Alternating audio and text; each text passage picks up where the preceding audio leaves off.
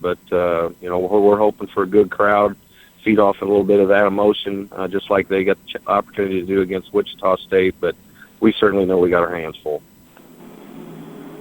Thanks, Greg. Let's go ahead and open it up now for questions for Coach Greg Lansing.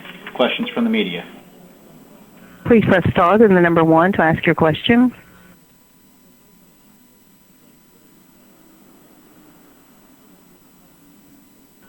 Again, star, then the number 1 to ask your question.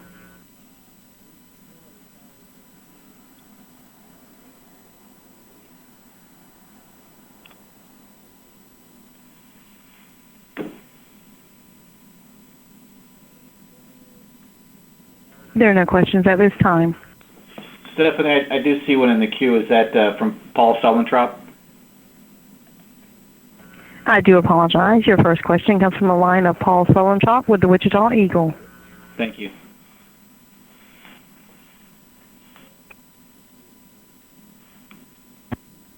There, Paul?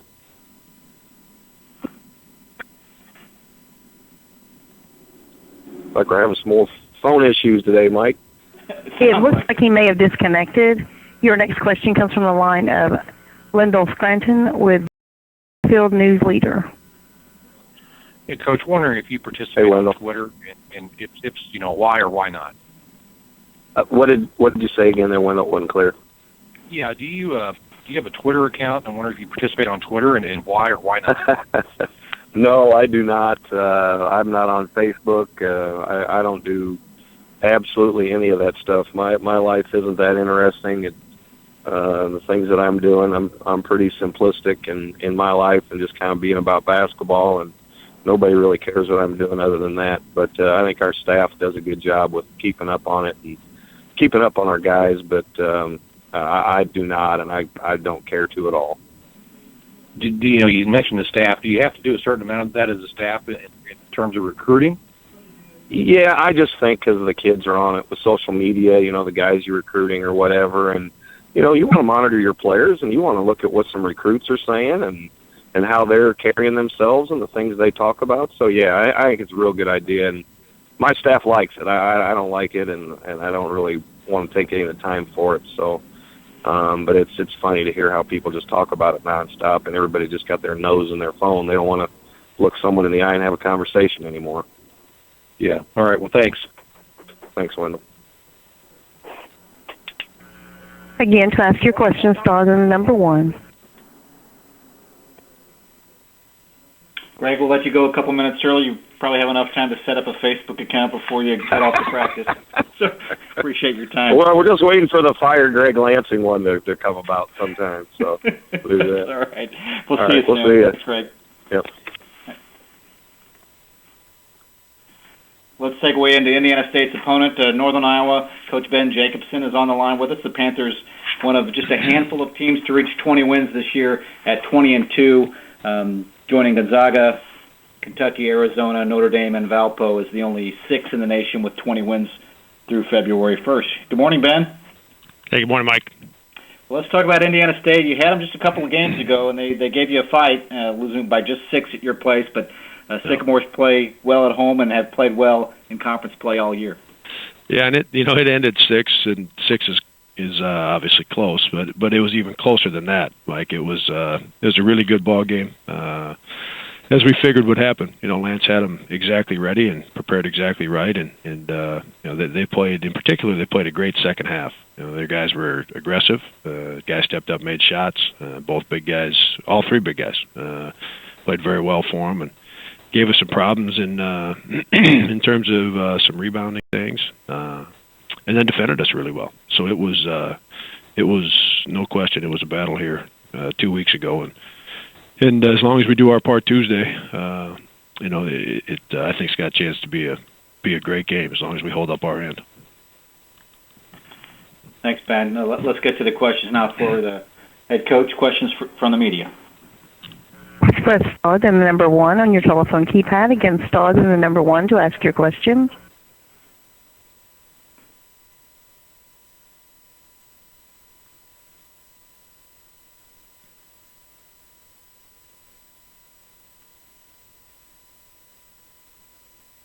Again, to ask a question, star then the number 1. Your first question comes from Harry Schroeder with the Valley Hoops Insider. Good morning, Ben. I just wonder how you guys, after all that you went through this weekend, how you guard against the proverbial letdown, and what have your guys, how they responded after that big win?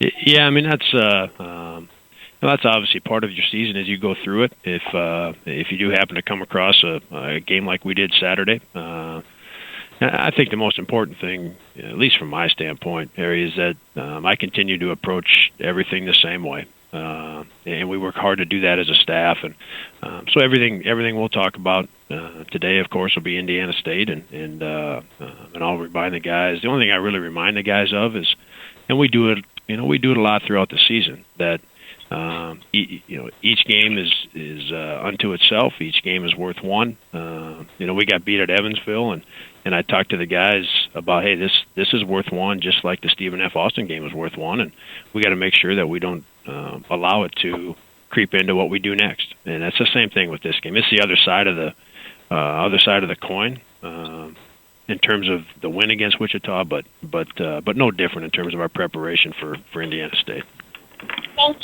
Thanks a lot. Yep. Again, star then the number 1 to ask a question. There's a lot of attention, of course, on Seth, a career high in scoring on Saturday. But looking back at that game, a couple of other players from your team really stood out. Wes Washman had a great game and provided a lot of energy. And Jeremy Morgan, who doesn't get a lot of stats, certainly defensively was stellar for you. Yeah, that's 2 in a row for Wes, Mike, and bringing him up, I think, is important. His play in the last 2 games has had a huge impact on the outcome, and he had quite a run through our non-conference play, and just hadn't been quite as sharp. Part of that in conference play, though, Mike, Dion has put together a really good stretch, and so Dion's played a little bit more.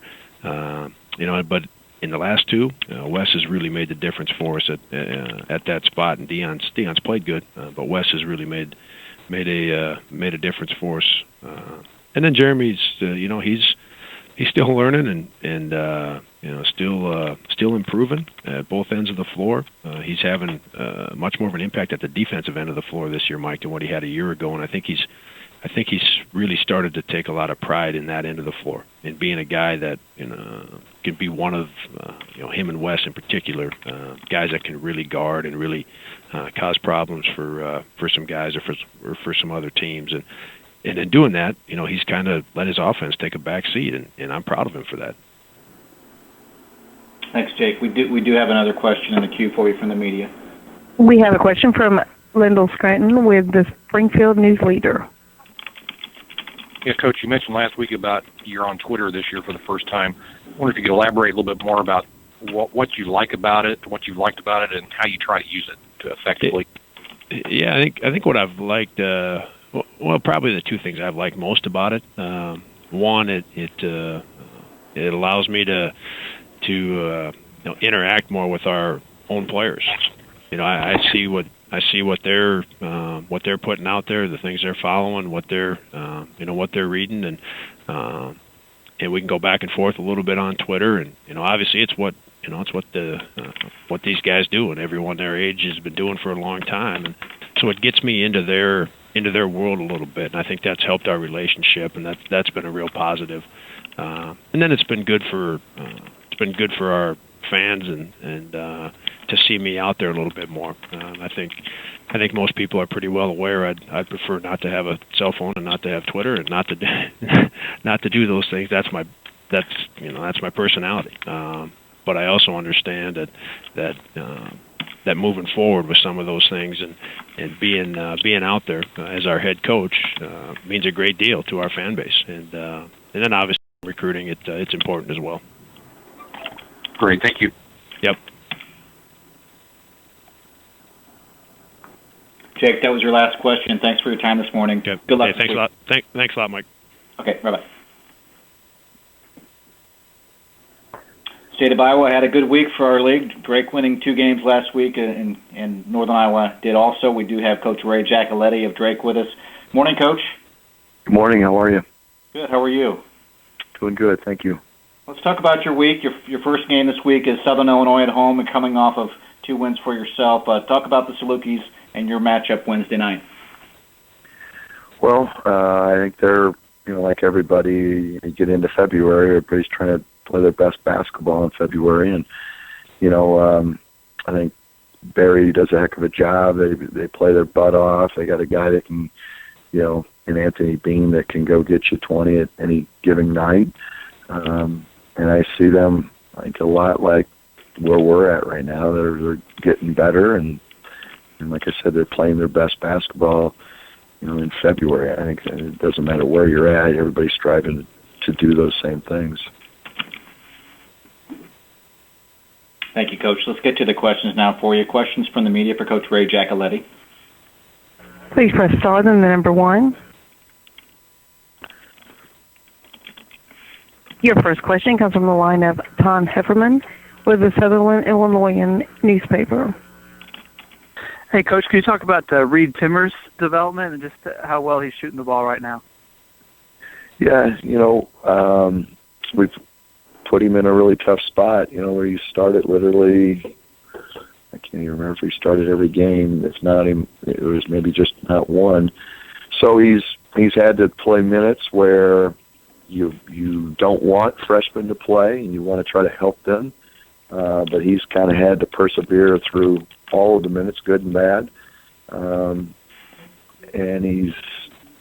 I thought he kind of, there was a couple games there a couple weeks ago where maybe he was kind of hitting the wall a little bit as a freshman, but he had a really good weekend for us. And somebody that's, I think, going to be a really good player before it's all said and done here. And this experience that he's had this year, I think will help him even grow even more. But he's somebody who's, a gym rat.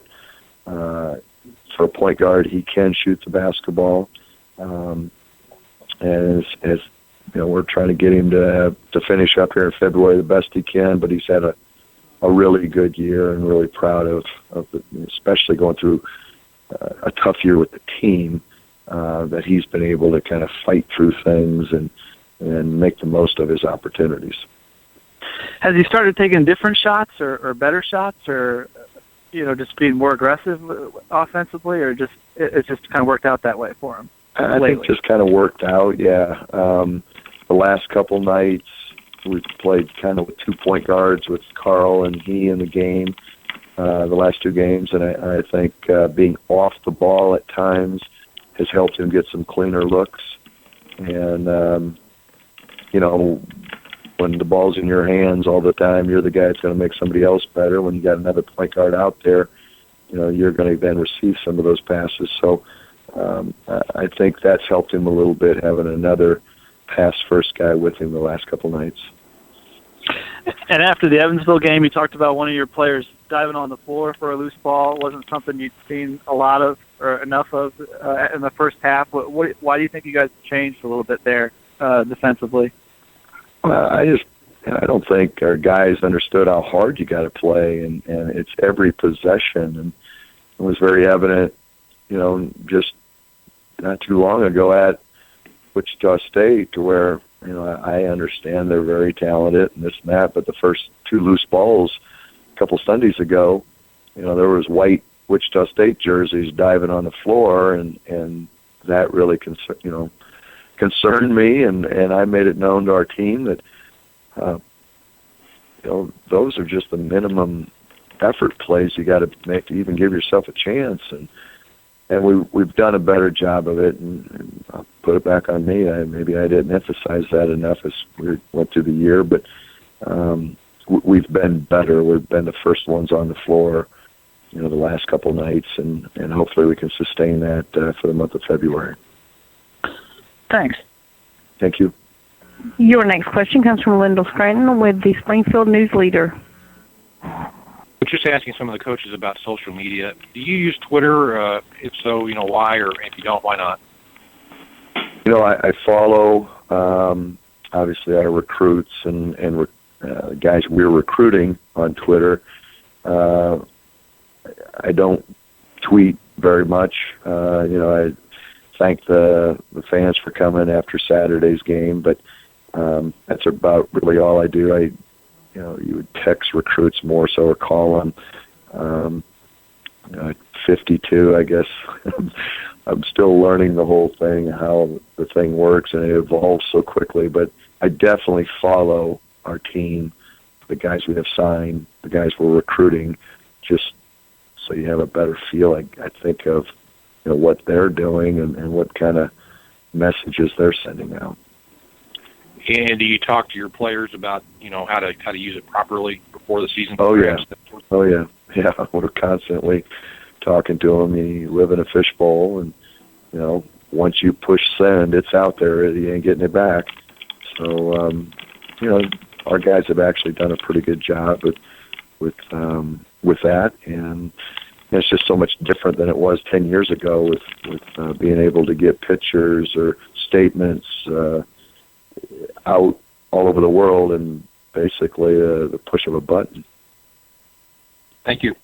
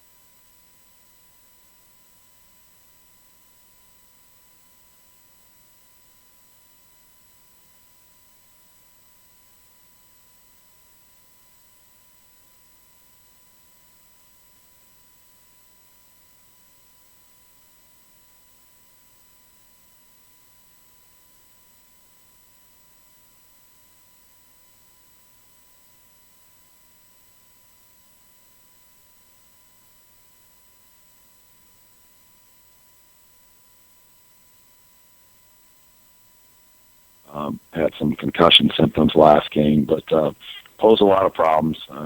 They've got guys that can score. The junior college kids that they've added are good players, so we'll have to have a great effort. Thank you, Coach. Let's get to the questions now for Paul Luss. Questions from the media. Press stars and the number 1 to ask your questions. Stars and the number 1.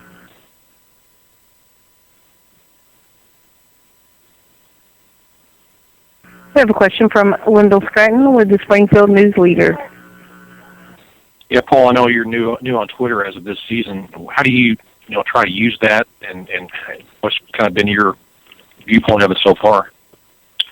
Well, I think it can be positive. There are times Rick Einhart kind of handles my Twitter feed, I guess you would call it, but there are times when I'll ask him to put specific things on there, maybe in regards to what's going on with the university or thanking our fans for coming out, and then he'll add things as we go. But I think it can be a positive thing. I think it's like anything.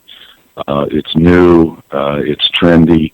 There'll be something else out in a couple of years, but it's truly how kids communicate. They live on their phones, and we're in a society right now to where everything is social media. So it can be a positive thing. We talk to our guys all the time about using it in a positive way.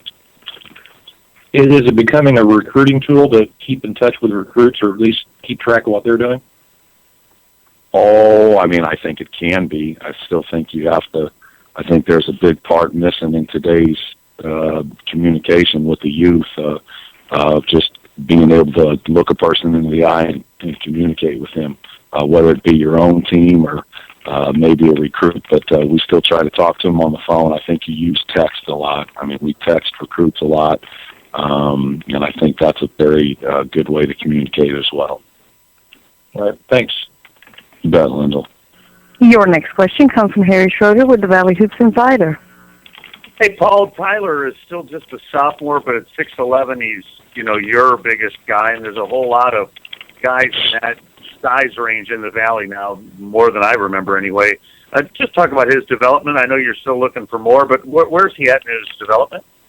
Well, he's doing a good job. I mean, I still think we're looking for consistency, and I think sometimes you forget that big kids generally take a little bit longer. But he blew his ankle out just a week ago, a really, really bad ankle sprain. And we weren't able to play him last week against Illinois State, and we needed his size. We didn't think he would be available this past Saturday, but he did. He gutted it out, and he got 7 points and 6 rebounds and a couple blocks, so he did some good things. When he's effective, we're a much better team. When he's not been as effective, we've struggled, but we need his size. He can clog things up. He can protect the rim. Been pleased with him. Thanks, Paul. Best of luck. You bet. Paul, that does wrap up your session. Thanks for your time this morning. Good luck this week. Thanks, Mike. All right, we'll see you later. Barry Hinson of Southern Illinois is on the line with us. The Salukis opening up their week against Drake on Wednesday, back at home against Illinois State on Saturday. Morning, Barry. Morning, Mike. If you could preview the Drake game for us, and then we'll open it up for some questions from the media for you. Well, I think we're catching them at a bad time for us, a great time for them. They're on a 2-game win streak, and Ray's got them playing well, and they're making shots. And we've known all along that they can shoot the ball extremely well, and in conference, their three-point percentage numbers are pretty impressive, especially for the guys that are playing the majority of minutes. You'll have them twice in your final 8 conference games. What have you been able to see on film? Too much you haven't probably had a whole lot of chance to look at them so far. Well, I've seen them play a couple of times, and the thing that they're so impressive, when they go small, they can beat you off the dribble, and you have to honor everybody on the perimeter because most all those guys can shoot the basketball. And right now, that's obviously a big concern of ours, defensively. And then, of course, right now we're struggling scoring, so that's our biggest opponent right now. Thank you, Barry. Let's get to the questions now for you. Questions for Coach Barry Hinson from the media. Please press star and the number 1 to ask your questions. Your first question comes from Todd Hefferman with the Sutherland and Illinois newspaper. Hey, Barry, can you talk about how different is Reed Timmer from the other guards they have, Ricks and Madison, that play playing a lot of minutes for them at that spot? Well, I think right now what you see with this kid is that, the ball is in his hand quite a bit. And I know that right now, everything kind of goes through him. I mean, he distributes the basketball. This kid has got, if I'm not mistaken, he's probably got the second most shots of anybody on the team right now, but kind of everything goes through him. And just what kind of concerns do you have for the 7-footer? You haven't played a lot of those this year. No, we haven't, but, right now that, our biggest deal is we allow those guys to catch the ball so freely at times, and we've got to do a better job of limiting post catches. And Barry Tyler seemed to shoot a little bit better at Missouri State. He seems to be a little bit more aggressive offensively. What do you like about his game right now? Well, it'll certainly help us if he starts shooting the ball and being more aggressive like he did at Missouri State. I've gone back over. Matter of fact, I'm going over the second time of watching the film right now, and I think we just got to be able to score when we get the ball in the paint, and nobody's doing that right now. Okay, thanks. All right, thanks. Your next question comes from Wendell Scranton with the Springfield News Leader. Yeah, Barry, I'm doing a piece on social media and Twitter, and specifically, I know you have a Twitter account. What's your viewpoint of Twitter as a tool for a coach?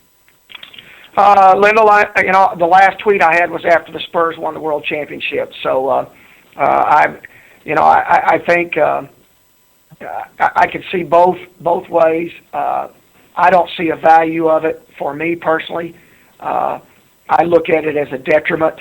I don't think our players nor our children growing up today know how to communicate. The best way to communicate is face to face. It's not by texting. It's not by Twitter. And quite frankly, I don't have an interest in what I'm doing 24 hours a day, and I can't imagine anybody else having an interest in what I'm doing 24 hours a day. Do you or your staff get on and just keep up with recruits or potential recruits? Our staff follows it. Our staff follows it quite a bit. Obviously, they use it in recruiting. I have a standard rule. I don't text guys, and I don't tweet guys. I call them on the phone. I talk to them. Same thing with my players. My players are not allowed to text me. They have to call me, and I call them as well. I not only preach it, but I live by it. Thanks, Barry. Thanks, Lyndall. Coach, that was your final question. Thank you for your time, Barry. Thanks, Mike. Have a great day. Bye-bye.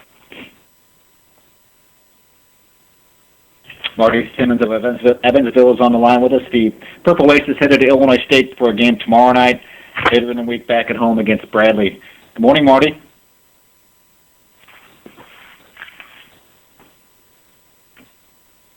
It looks like Marty's line has disconnected. We'll get him back on the line immediately. Get back on the line. We'll hold for just a moment while Evansville's coach is back with us.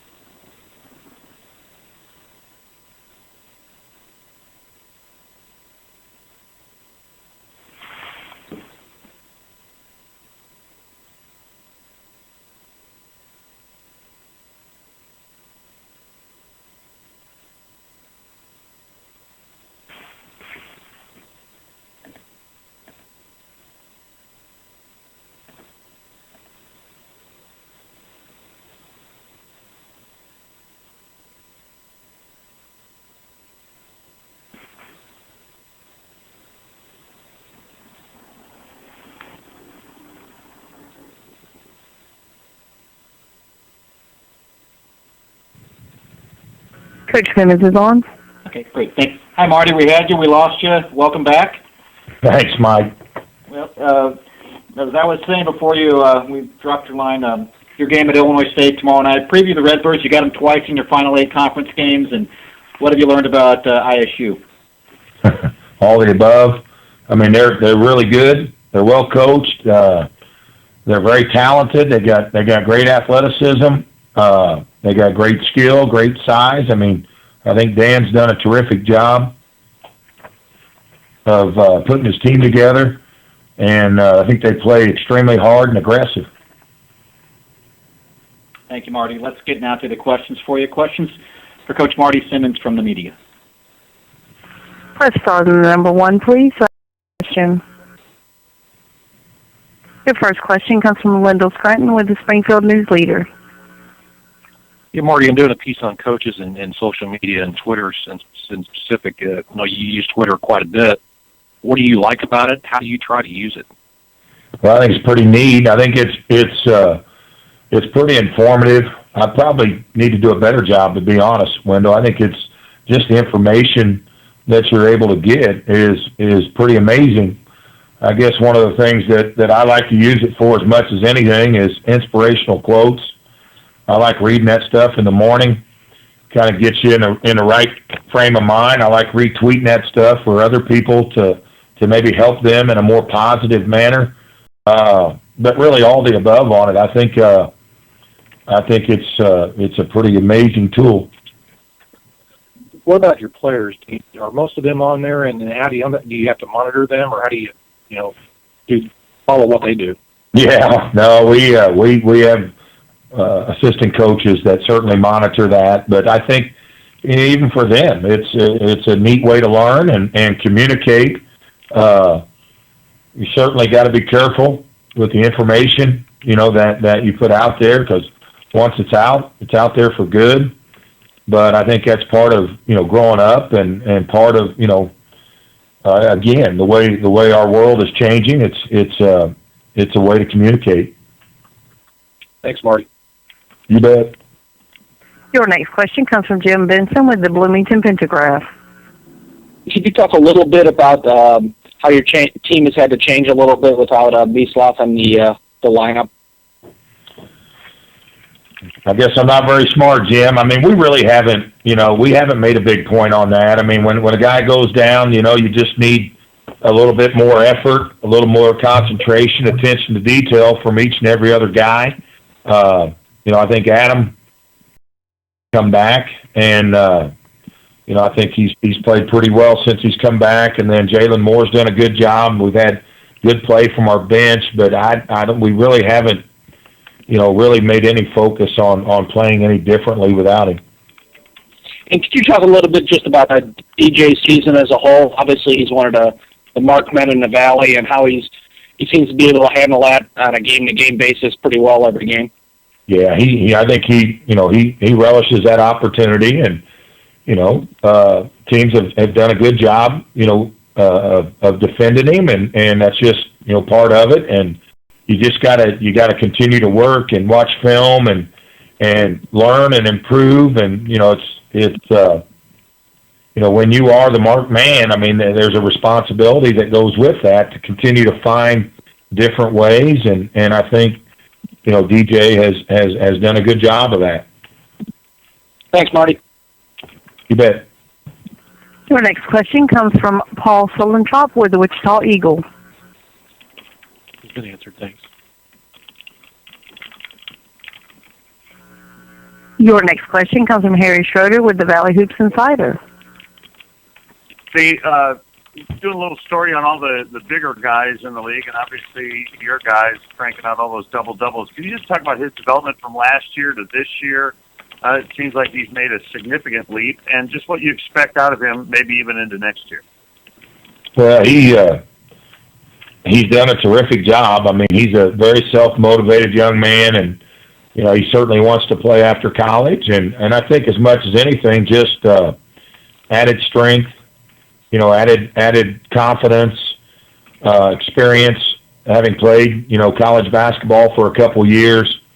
I think he's just learned how to play without fouling, and he's worked hard on his skills. I mean, he's got a jump hook he can score with inside, excellent free throw shooter, but he's the one that deserves the credit for his development.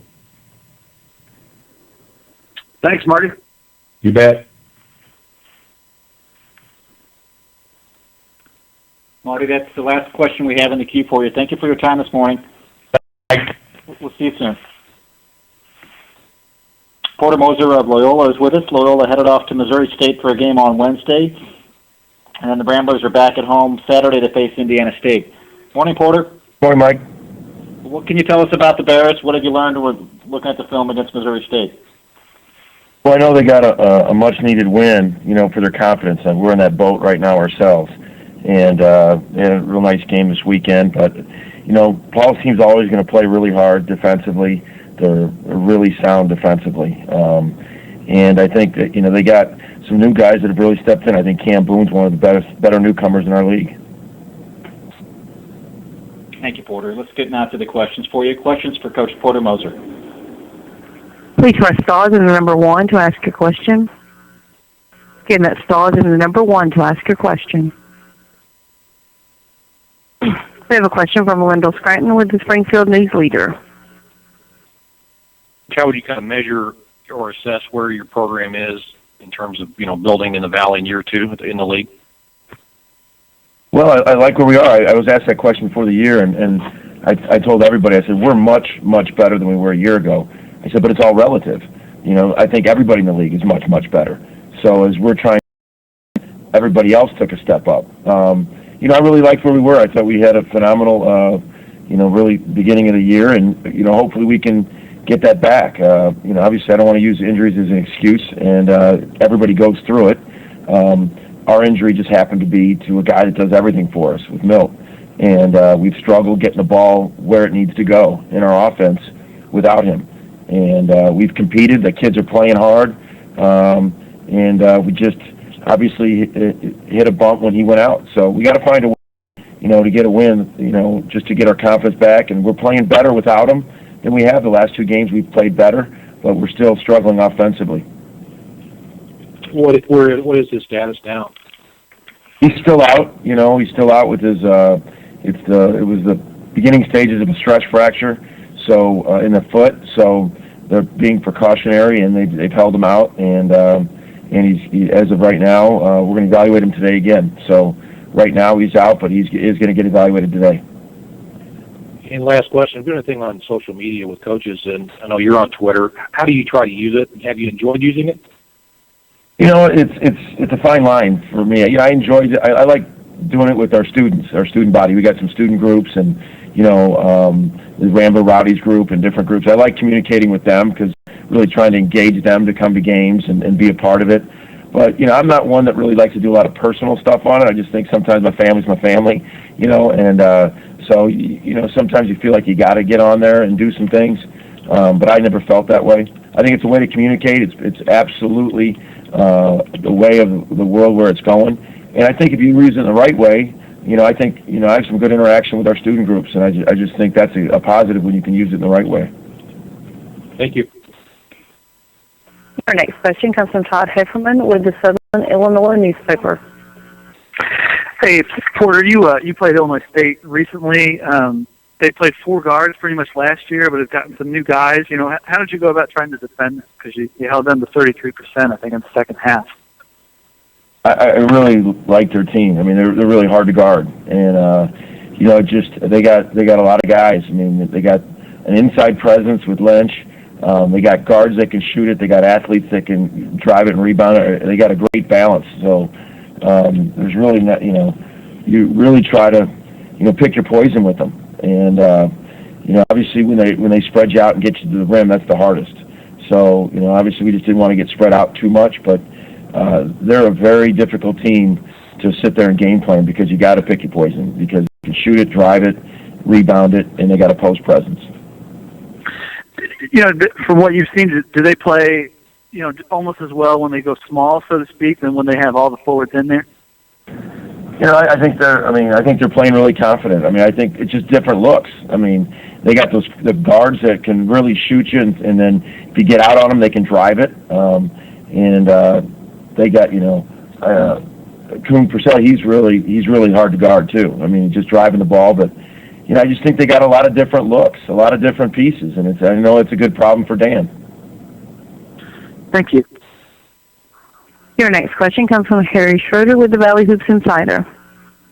Hey, Porter, you guys, I'm doing a little story on the big guys in the Valley, and you don't have any. I mean, how hard is it to find those guys and to get them into, obviously any of the teams in the Valley, but how do you go about finding that big 6'10", 6'11" guy? Well, obviously they're at a premium. I mean, when you do get one, like some of the ones in our league, you just covet them, and they're so valuable. But, I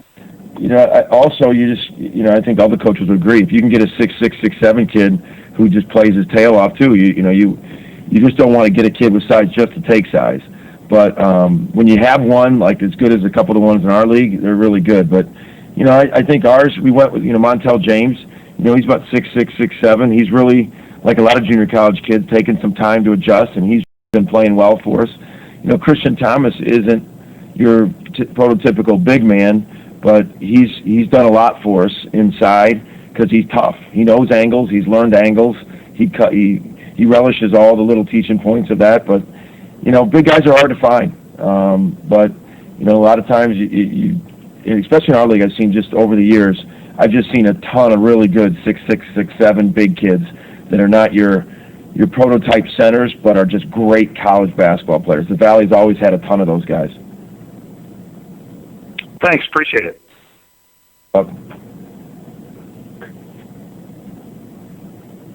Porter, that was your final question. Thank you for your time this morning. Good luck this week. All right, Mike, thanks. All right, we'll see you. Gino Ford of Bradley is with us. The Braves opening up their week against Wichita State Wednesday and then off to Evansville on Saturday. Hi, Gino. Hey, how are you doing? Good, good. If you could preview your game against Wichita State Wednesday, and then we'll open it up for some questions for you. Well, not to be Captain Obvious, but they've had just an insanely good run in our league, and we got a great team again this year, and we're catching them, at I don't know if there's ever an opportune time to get them, but not sure after your first league loss in a couple seasons what you would pick. But they a great team, well coached, and we're going to have our hands full. So hopefully we can be up to the challenge. Thank you, Gino. Let's get to the questions now from the media. Questions for Coach Gino Ford. Your first question comes from Paul Solenchov with the Wichita Eagles. Hello, Gino. In a season where you've had so many, injuries and so forth, have you had to dig real deep in your coach's book of motivational helps to keep things positive as possible? Yeah, it's been a difficult year. There's no denying that. I mean, we're well into the 30s on injured or self-elimination on bad decision games. You usually get through a year, and some teams don't even have double figures of those. So we've had some bad luck, and we've shot ourselves in the foot at other times, and we've just got to keep grinding. I mean, there's still a month in the season left. The conference tournament is still 8 games away. I thought we took a step forward on Saturday. We didn't win, but I thought we did some good things. Guys really fought and competed, and as long as we can continue to do that, then you'll live with the results. Sometimes they're not what you want, but hard to stomach anything less than tremendous effort and energy. And we've battled some immaturity. We've battled some other things as well. We're not a great shooting team. But I do like our guys, and we've got a core group of guys that are, doing the right things and playing hard and playing well, and I don't think we're tremendously far away from being a solid basketball team, but the results would argue the other way to this date. But our job is to plow ahead, and when things aren't going your way in life, we've talked to the team about this a lot. When things aren't going your way, you really have two choices. You can get in the fetal position and pull the blanket up over your head and hope things work themselves out, or you can pick yourself up and fight like crazy. And it's certainly my personality to do the second, and that's what I'm just trying to get guys that'll be in that same mindset. To be honest, Paul. Yeah, that's just part of coach's training. No matter how bad things when you show up for practice, you've got to try to get them ready and be as positive as possible? Yeah, to be honest, I've coached a couple championship teams, and I've coached a couple bad teams. And the one thing that's interesting to me, I don't find practice to be tremendously different.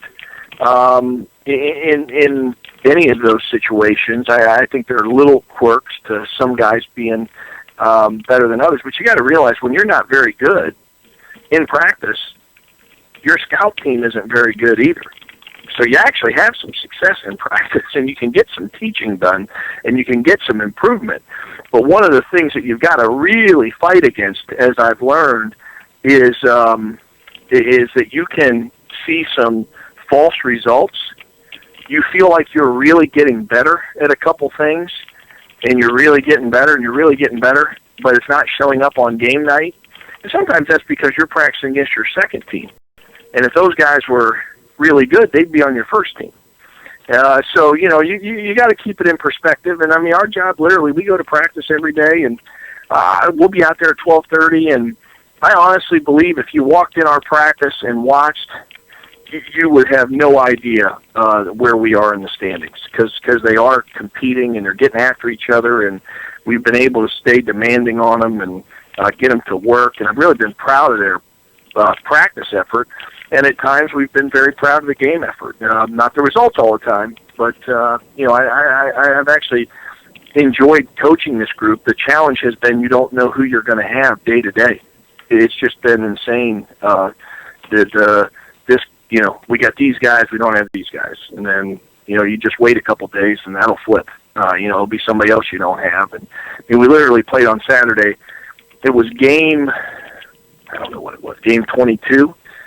I did not have a guy in uniform who had played 1 second of a game at the shooting guard spot. Had none. So that's the kind of stuff we've gone through, and some of it's our own fault, and some of it's bad luck. But it's certainly been. I'm not going to lie to you and tell you it's been smooth sailing because it's been choppy seas. But adversity's a great teacher. So we just got to learn the lessons and keep trugging along and try to find a way to salvage the year here as we're into February. The three players who didn't play on Saturday, have you decided on their availability for Wednesday? We haven't made it that far. You will not see all three of them, I guarantee you that. There may be one of them out there at most. All right. Thank you. Yep. Your next question comes from Lyndall Scranton with the Springfield News Leader. Gino, I'm doing a story on coaches and their use of social media. Wondering if you have a Twitter account. If so, why? And if you don't, why not? I do not have Twitter. I don't have Twitter because, to be honest, the coaches that I know that have it, the majority of them don't actually do it. They have someone tweet messages for them, and that's because, you can direct message people on there. If I wanted some anonymous person to tell me that I sucked over social media, I could just go to the dinner table and ask my 20-year-old son or my wife their opinion of our season and me.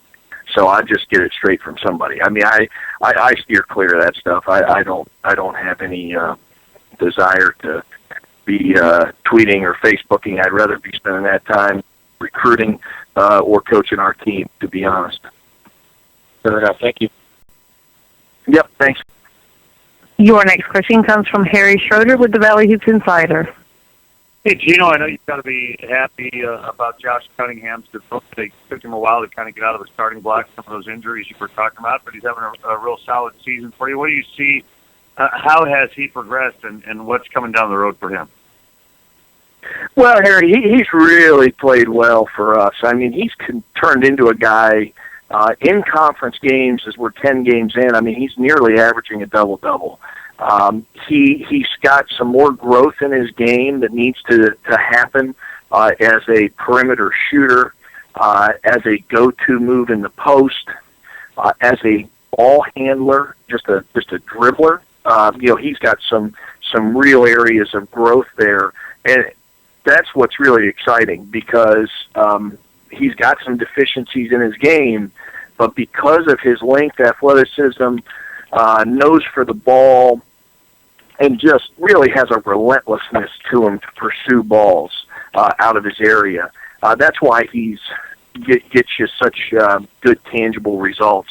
I mean, he'll probably come up just short of averaging a double-double. I mean, he'd have to really have some monster games down the stretch to get it to 10 and 10. But he's going to come really close. And I mean, we've got 2 top 25 teams in our league. This is a top 10 conference in the country. I have no idea how often it's happened, but the amount of freshmen that came in and averaged a double-double, it's got to be few and far in between. He's going to come as close as anybody. So, we're really excited about the year he's had, and clearly he's somebody that we can, build around moving forward. And I think your statement's entirely right. If you watched our exhibition game and our first couple home games, he just wasn't ready to play and didn't really get much done other than play some minutes. But as he settled in and figured it out, and we've gotten into conference, we're playing better teams now than we played the first couple weeks of the season, and his stats are infinitely better. We think, for us to become an upper division team, he has to become a first-team All-League player. We have not had a first-team All-League player in the time I've been here, and if you look at our conference right now, you look whether you say Evansville with Ballantyne and McChavis, and you say Wichita with those guys on the perimeter and Darius Carter, and you go to Northern Iowa. I mean, Seth Tuttle has got a great argument for Player of the Year. All the top teams have a guy that's a no-brainer first team, but we haven't had anybody, close to that. So he's a guy that we need to emerge into the category of those guys I just discussed. I think Josh has shown that he's, one of the best freshmen, certainly, in the league, but, we need him to become one of the best players in the league, and I really think he will be that by next year if he just works at it like I expect he will. At his size, is he going to be a 3, 4, 5 for you? Where's long-term, where's his spot going to be? Well, right now, actually, it's kind of tough for him because he's playing the 3, and he's capable of being kind of a combo forward, and because of his rebounding, and so many teams in our league go small, we've used him at the 3, 4, and the 5.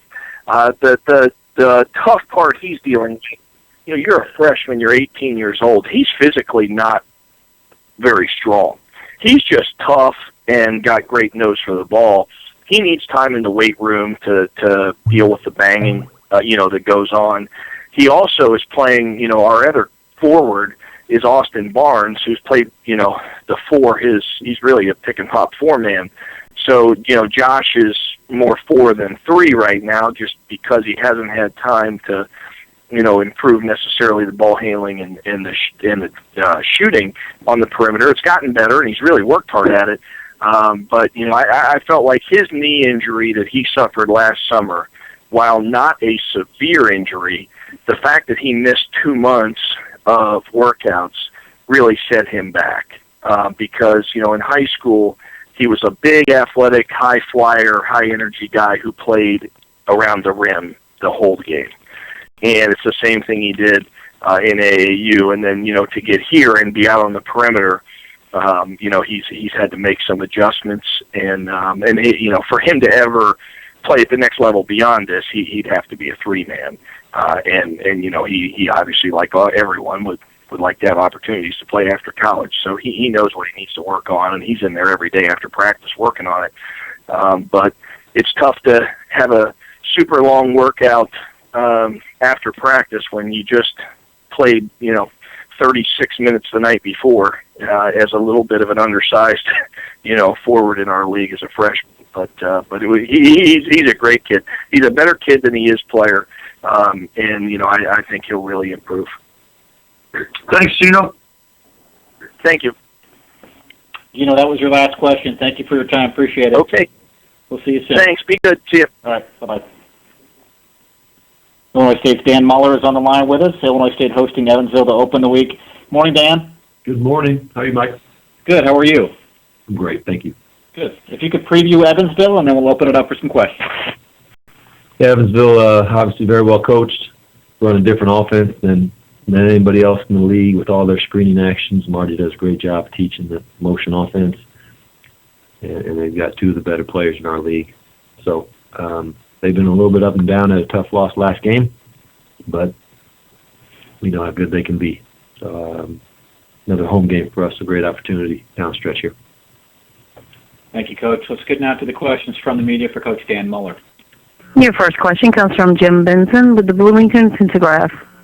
Hey, Dan, could you just talk about a little bit with Hawkins and Devon both back, how that's kind of affected obviously it's affected everybody's minutes a little bit, and how the guys have, in the two games, really with Teddy back now, how do you think the guys have responded to that? Yeah, I think they've been okay, Jim, and you know, attitude-wise, they've been great. But there's an adjustment period when a guy's used to playing 25 to 30 and it goes down to 20 or less. Teddy's not 100% healthy yet, and Devon is still working his way. He had a great first half last game and not as good as second half. So I'd say they're doing fine, but there is an adjustment period that we're still going through. And you talk a little bit about, obviously Evansville has a different kind of offense really than almost everybody in the league. How tough is that to kind of get that point across to the guys in just a short period of time? Oh, it's tough because you have to guard more screens off the ball per possession than against any other team in the league. Now we have a couple teams, Drake and Missouri State, who do a lot of screening actions off the ball, but this is a different monster, and they have some long possessions. So a lot of practice yesterday in it, a lot today. But you have to have great discipline because all it takes is one mistake, and they can score on you. Thanks, Dan. Thanks, Jim. Your next question comes from Wendell Scranton with the Springfield News Leader. Yeah, Dan, I know you have a Twitter account. How do you try to use Twitter and effectively, and have you found it to be useful? Yeah, I've got one. You know, the only thing that I've gone into different times thinking I'd use it more, and I don't like it, but I wanted to do it because I do think it's a necessary evil in some ways. I primarily use it to promote other programs in our department, other teams in our athletics department, and then at times to talk about home games and fans and to thank fans. That's really the extent of what I use it for. Thanks. You're welcome. Thank you. Your next question comes from Harry Schroeder with the Valley Hoops Insider. Hey, Dan, I know you're always trying to fight Reggie from falling out, but how has he developed this year? And obviously he's still doing a good job for you guys, but what's next for him as you guys just try to put together utilizing that big man's full talent? Yeah, hey, Gary. He hasn't been in foul trouble in the last, 3 or 4 games. We talked about his back problems he had, and he went through a period there where he was fouling out of every game or in foul trouble every game. He's done a good job of staying out of foul trouble recently. Honestly, right now, he's not playing a lot of times because he won't rebound. And he didn't play, I don't know how many minutes he played last game, 19, I think. 16. 14. He played 14 minutes last game. So he's got to rebound better, Harry. I mean, he's scoring it at a fine rate. He's really making his free throws. He's staying out of foul trouble. He's contesting shots. But he's got to rebound more in order for us to keep him on the court as much as we would like. And if I could just follow up on Teddy, too, you're talking about him still getting in shape, but what's the difference maker, part of his game that's going to make you guys better down the stretch? Well, a lot of it has to do with his ability to shoot the ball. And even before he got hurt, he was only in the mid-20s from 3, but he's better than that. He went 3 for 4 for 3 last game. People sag off a lot of our players a lot because we drive it so much. He would give us another guy who can make a shot from the perimeter. He's got great length. He can do a lot of other things. He's good on the boards. He can score inside a little bit. But his ability to stretch the defense and open up some driving lanes would be critical for us. if you can continue to shoot the ball and get in better shape. All right, thanks, Dan. Thanks, Eric. Your next question comes from the line of Jim Benson with the Bloomington Pentagraph. A little bit more, Dan, on Evansville and Valentine. What obviously makes him so difficult to guard? Is it just that you just have to keep up with it, him running around the screens all the time? Is that the biggest thing? Oh, that's half of it, I would say. He's a shot maker, so even when you're there on the catch, he can make a lot of shots in different varieties. He's got great step back. He's got great range. He can shoot it off the catch. He's got a really good floater, and then he makes a high percentage of free throws and gets to the foul line a lot. So the screening actions, without a doubt, make it difficult. But he's a guy, honestly, in any offense would be a guy who scores the ball at a high rate, just because he can score in different ways. Thanks. Yep, thank you. Dan, that was your last one. Thanks for your time this morning. Good luck this week. Thank you. Thanks. Coach Greg Marshall of Wichita State is with us. The Shockers opening up their week with a road game at Bradley on Wednesday, back at home for the ESPN2 contest against Missouri State on Saturday. Morning, Greg. Hey, Mike. Let's talk about the Braves. They have been shorthanded most of the year, and again, we'll be shorthanded for your game. But prep for the Braves, and then we'll open it up for some questions for you. Yeah, you feel for Gino. He hasn't had a full roster since the summer. He's been one after another, just going down for various reasons, and he's got some young, talented players. You just don't know what they would look like if they were all eligible and healthy. So, but you got to go in there and play the game. It's their home court, and we know that they'll compete. So you got to play. Thank you, Coach. Let's get now to the questions for you from the media. Questions for Coach Greg Marshall. Please press star and the number 1 to ask your question. The first question is from Lyndall Scranton with the Springfield News Leader. You did a story on coaches and social media. I'm wondering if you have a Twitter account, and if so, why? And if you don't, why not? No, I've got one, but I don't post. I just follow my guys and my kids, my own children, and make sure that they're posting and saying the right things on there. That's basically what I do. Get some news, follow some scores, some sports writers. So that's basically what I do. No Facebook, no nothing else. So very good. Thank you. Okay. Your next question is from Carlson Teagues with the Waterloo Courier. Hi, Greg. With the run you've been on here these past few years, the national media kind of takes attention to that. The Sports Illustrated in town and interview requests, I'm sure, pick up. When that stuff starts, does it take an extra dose of focus to separate all that from what you need to do on a daily basis? Not really. It's just part of the job. We've had it for several years now, and it's just, I feel like that's something that myself, my players, we're obligated to do, and get the word out there about the university. How different was it from maybe your first couple of years at Wichita when you're at Winthrop? Just kind of all the attention that you gained these past 2 or 3 years. Yeah, it's different, especially when you're losing. That first year we were struggling, and then trying to build it, and there was very little media attention. There was a little more at Winthrop because at least we were winning, but even though I thought it was a big-time job, it just didn't, even if we went to the NCAA tournament, which we did 7 times, it just didn't have the notoriety and gain the attention that we have the last couple of years here. So it is different. It's time-consuming, but again, it's why you have college athletics, in my opinion, is to reflect back on your university. Thank you. You're welcome. Our next question comes from Paul Sulentrop with the Wichita Eagle. Hello, Greg. had some players that really played well, some newcomers really played well toward the end of the non-conference season, especially in Hawaii, guys like Zach Brown and Rashard Kelly.